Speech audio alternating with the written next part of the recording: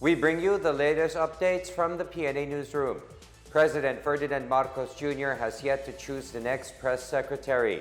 Following the resignation of lawyer Trixie Cruz Angeles, at least 3 names have cropped up as her possible replacement. These are Transportation Undersecretary Cesar Chavez, POPCOM Board Director Gilbert Remulla, and Attorney Mike Toledo.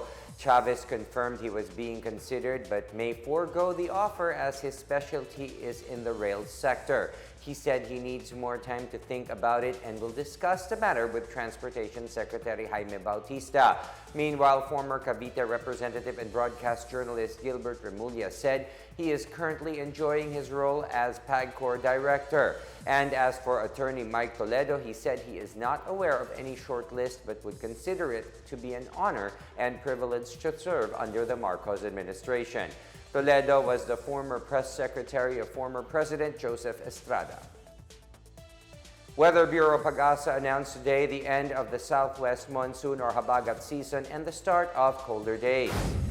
Pag-asa said after Habagat season, the weather will shift to the northeast monsoon or Amihan season in the coming days. It said the strengthening of the high-pressure area over the Asian continent has led to the gradual change in seasons. Amihan season means the country will experience colder air and lower temperatures. Meanwhile, Pag-asa said the ongoing La Nina will cause more above-normal rainfall conditions that could trigger flash floods and rain-induced landslides. The Commission on Population and Development, or POPCOM, is calling for more focus on providing comprehensive health programs for senior citizens. POPCOM Officer in Charge Lolito Tacardon said long-term government programs for seniors should be brought to the community level. Tacardon said local government units should be more active in widening the scope of the health services for the elderly.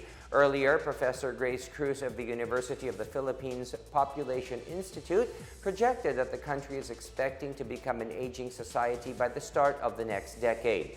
POPCOM projects that about 11% of the population will be 60 and older by 2030, outnumbering children 0 to 4 years of age.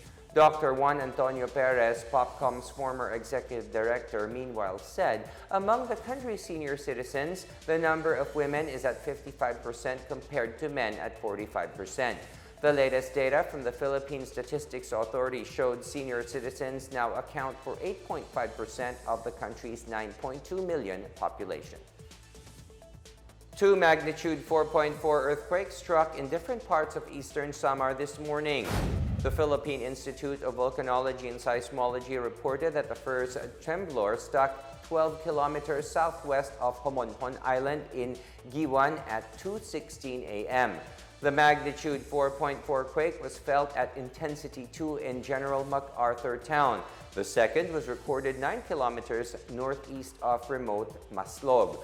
Intensity 3 was felt in Maslog and Arteche towns and intensity 2 in Oras Town. PHIVOLC said both quakes were tectonic in origin.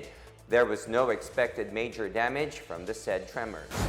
And those are the latest from the Pna Newsroom. For more news content, visit our webpage or head onto the Philippine News Agency's Facebook and Twitter accounts.